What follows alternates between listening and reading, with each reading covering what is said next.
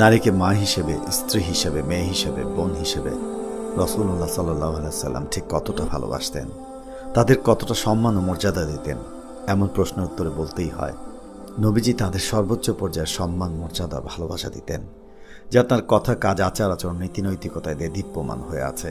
তিনি বলেছেন, কোনো পুরুষ ভালো না মন্দ তার প্রমাণ মিলবে তার স্ত্রীর কথায়। স্ত্রী ভালো বললে সে ভালো, নতুবা সে ভালো নয়। পুরুষ জাতিকে সতর্ক করে বলেছেন, নারীরা কেবল আল্লাহ তাআলার দাসী, তোমাদের নয়, সুতরাং কখনোই তাদের মারধর করবে না। আরও বলেছেন, নারীরা স্বচ্ছ কাজ, সাবধানে চলো, নয়তো কষ্ট পেয়ে ভেঙে খান খান হয়ে যাবে। মায়ের মর্যাদা বৃদ্ধি করে বলেছেন, মায়ের সেবায় সন্তানের জান্নাত। এক হাদিসে এসেছে, মায়ের মর্যাদা পিতার 4 গুণ বেশি। কন্যা সন্তানের সম্মান বৃদ্ধির লক্ষ্যে হাদিসে এসেছে, কন্যা সন্তান জান্নাত লাভের কারণ, বোন হিসেবে নারী জান্নাত লাভের কারণ। হাদিসের ভাষায়, যে ভাই তার বোনকে উত্তম সাহচর্যে রেখে লালন পালন করবে তার জন্য রয়েছে জান্নাত।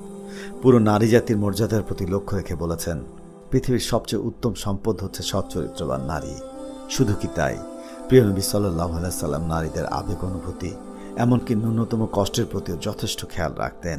তিনি বলেছেন, আমি যদি নামাজে দাঁড়িয়ে তা দীর্ঘ করার ইচ্ছা রাখি, এমত অবস্থায় যদি শিশুর কান্নার আওয়াজ পাই, তাহলে শিশুর মায়ের কষ্ট হবে ভেবে নামাজ ছেড়ে বাচ্চার কান্না থামাবো।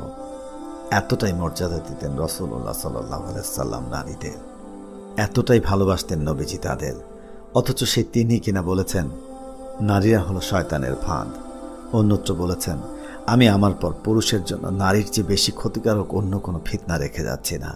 কেন কেন এত কঠিন মন্তব্য করেছেন প্রাণের নবী মুস্তাফা সাল্লাল্লাহু আলাইহি সাল্লাম? কি নিগূঢ় রহস্য লুকিয়ে আছে এতে? সকল নারী কি এর অন্তর্ভুক্ত?